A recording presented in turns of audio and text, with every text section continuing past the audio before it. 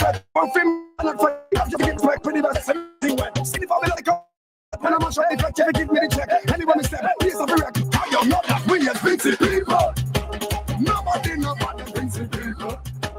Watch it and we'll climb up on your people. Nobody know about the Vincy people. The Vincy people. Hey, like us. Bacon, like us. Bacon, nasty like us. Bacon, like us. Bacon, nasty like us. Yeah. 784. Yeah. 784. Yeah. 784. This is the 784. Lord, this is the Voice of the Man, Bongo Prime, representing for Activated Mornings on WEFM 99.9. WhatsApp us or call us at 457-9997. Rise and shine. Let's get ready to take on the day.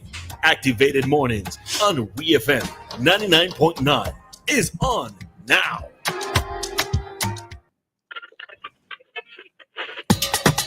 And I want to share something with you that has changed my life.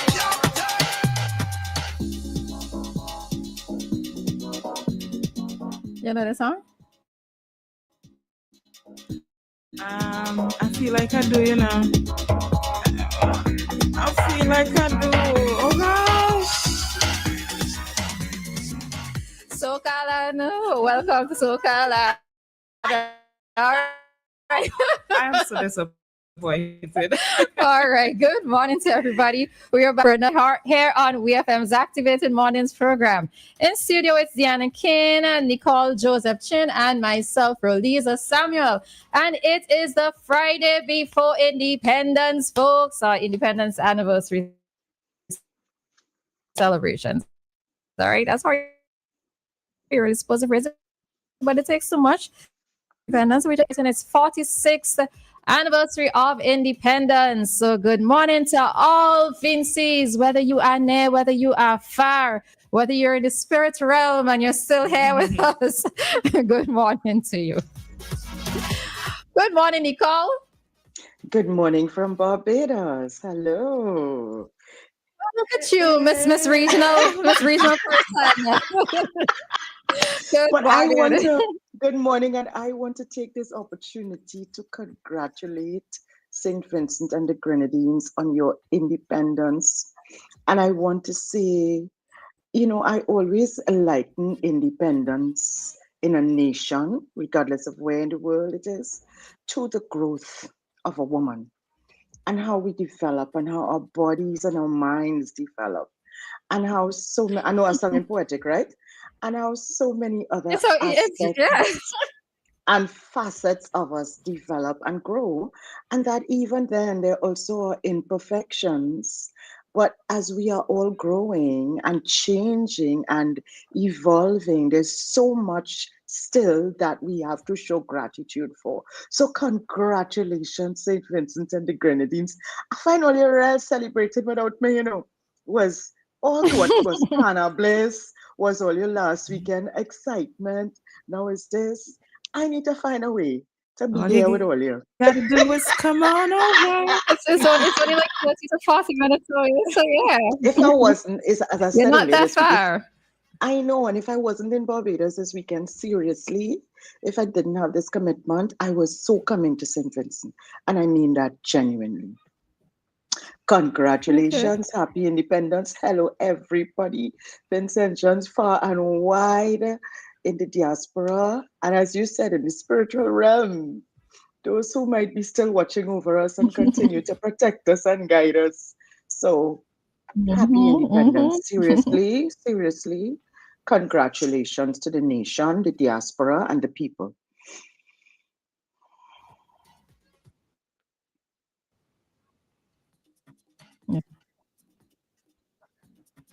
Okay. All right. Thanks, Nicole. Dianna, good morning to you as well. Morning, Roleza. Morning, Nicole. Morning, everybody. How y'all doing this morning? Listen, to the Independence Committee, whoever music you will be playing on Monday, whoever DJ you have. Nobody know about it. Make sure you have that song in your lineup. That's what I'm Skinny? saying. Yes, Yeah. yes. Okay. Yeah. All right, so we're a little bit tight with time, given this segment. So I see that Joshua's calling, but let's see if we could take the call after, right? Let's just quickly jump into a topic. So good morning to the persons who are on the live, and good morning to Kojo and to Bob. And well, when I say good morning to Bob, I have to say good morning to Bob Captain as well, and to Miss Joseph, all right? Those persons who we didn't hit up earlier. Good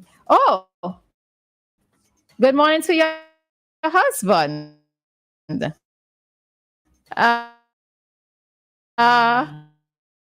Augustus Joseph. Good morning. So,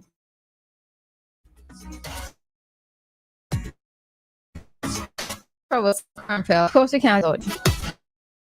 Sir, and good morning to Wendell. Curious about it. We are asking the topic: how much of a influences how you vote? All right. And this is stemming from an article. Well,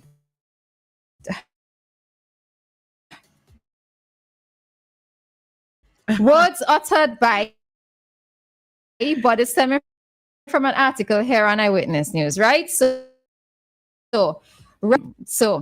East Kingston event in Belmont, comments Gonsalves made on Sunday saying that Bramble, age 64, has never built a home and lives in his mother's house. All right. Everybody know me as Mr. Nice Guy and blah, blah, blah, blah, blah. But I'm telling you, Ralph, you son of a... And Bramble said, then stopped suddenly before he was going down, says he's not going down that road. But I'm going to say this very simply to Ralph. Say what you want to say about me. Say whatever you want to say about me. It's not going to make any difference anyway. Because the more you talk about me, the more licks Luke Brown going to get. So just to read on a little bit further, on Sunday, Gonsalves said at a rally of the ruling Unity Labour Party at Calico that people said that the ULP's Luke Brown did not win the East Kingston seat because he was unmarried and living with his parents. They want to see him get married and have responsibility. Well, he married. He have a child. His wife is a professional. Gonsalves said of Brown, who is an economist and a lawyer. All right, and who Bramble defeated as well.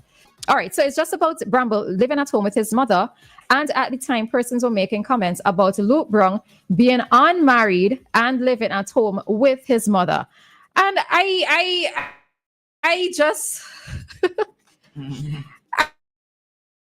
I really do have to question: are these factors? Somebody living at home still, somebody not being married, somebody not having children. Are these factors that we actually take into serious consideration when it comes to voting for representatives?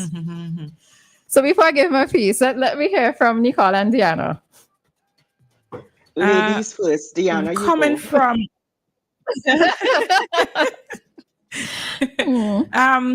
I find it so ridiculous for persons to bring up things like that when people are running for elections. I do believe that there are certain aspects of your personal life that people should take into consideration if you're putting yourself a candidate. What point is it that you are bringing people's spouse and their children and their other family members into your political mess and using them as political tools like that? Like what do you mean?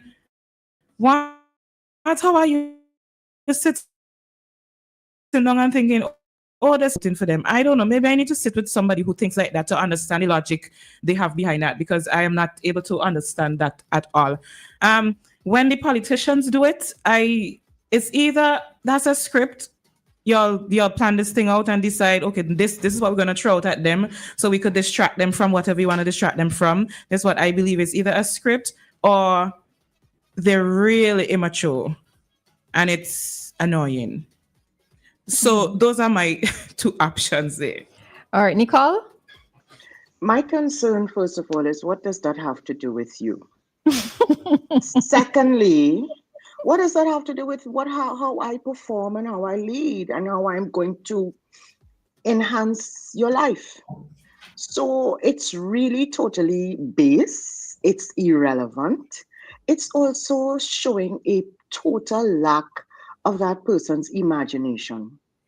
Because if all you can do is think about my life and not think about my leadership capacity in any sphere, it doesn't matter where, politically, inside of the workplace, it doesn't matter. Then you yourself, your thinking is very, very inferior. It lacks any sense of imagination. And it also does not say that you are clear on what leadership is supposed to be. So that's just my take. My personal life, zero connection to how I would lead or change the world. All right. Thanks, Nicole, for that. All right. So let me just say good morning to Sean as well on the live and to Elliot. All right.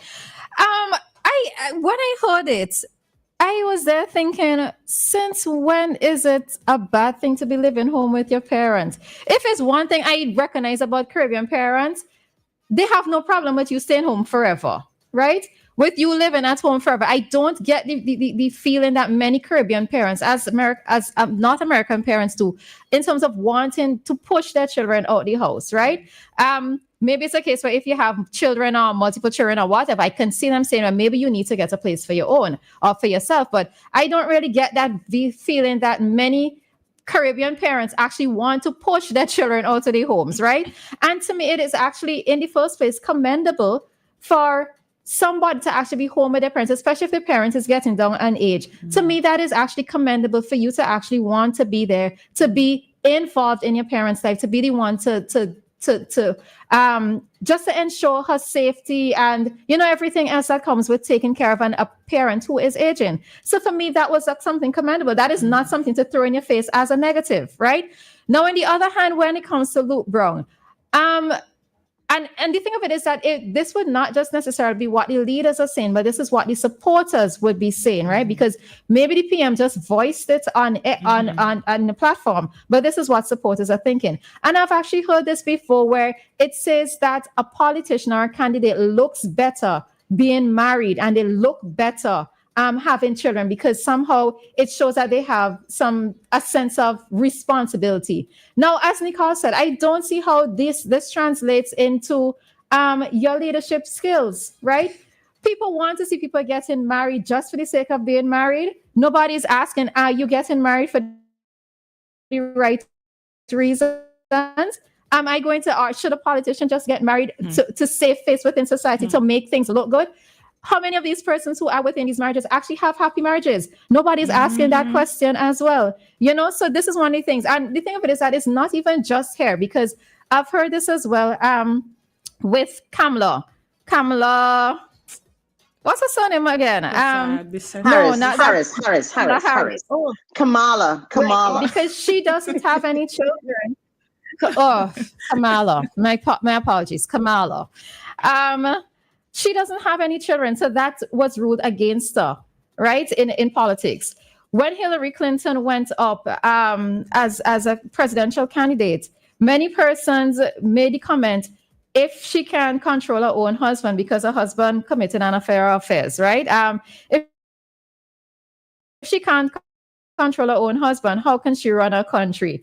And it's just so twisted for me, the way in which people take people's personal lives and look at it as a mark of their potential to lead or to run a country or to run a ministry or to hold down a portfolio. It is the weirdest thing to me. Yes, because a lot of us don't have the knowledge to look for the right things in our political candidates. So we just look for the personal thing. We don't, go look for things of substance. We just go to that.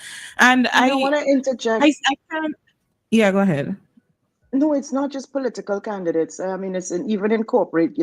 When people go for interviews, sometimes they're asked these really personal questions, and it really translates to, why will that stop me from being a great corporate leader or a CEO yes, a political leader as well, or someone inside of a political space. But it really takes us into that place of why is that so important? Why does that change my capacity to really make lives different? Sorry, Dianna, I just had to say it because it's not just politically, it's really just across the board, and it's culturally ingrained as well in some places. Sorry about that. Go ahead, please. Yeah, no, that's okay. I I wonder if by throwing something like that at Bramble, saying, "Oh, you are this age and you live with your mother," does he not consider that he has supporters that also live with their mother, and how do they feel hearing that? So when you're throwing word for one, you could be throwing for a lot of people. Right. Fair point. Fair point. All right. So with that, we are headed on out of this segment as it is 7:35 and straight into today's